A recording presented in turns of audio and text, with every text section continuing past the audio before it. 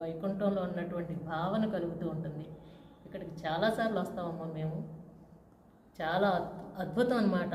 ఆ మూర్తినే దర్శించుకుంటూ మనసులో మీరు చేయించిన విధానం కానీ అన్నీ కూడా మీలో కూడా ఆ యొక్క పరమాత్మ దర్శిస్తున్నట్టుగా గురుదేవుల వారు ఎంత జ్ఞానబోధ అండి, ఎంత జ్ఞానబోధ. ఈ లోకంలో ఎవ్వరూ కూడా మనకి ఇంత జ్ఞానబోధ చేయరు.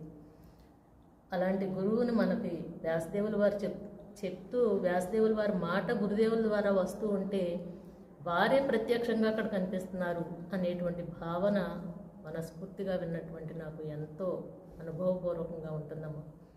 ఈరోజు మాకు చాలా శుభదినం. ఎందుకంటే ఇంతటి వ్రతాన్ని ఇక్కడ మేము ఈ యొక్క ఆరాధన, భగవద్గీత ఆరాధన, వ్యాసారాధన ఆటయానికి వచ్చి పాల్గొనటం అదృష్టం. చాలా మనస్ఫూర్తిగా ఆనందంగా ఉందండి. జై సచ్చిదానంద, జై గురుదేవ్, ఓం వ్యాసదేవ్.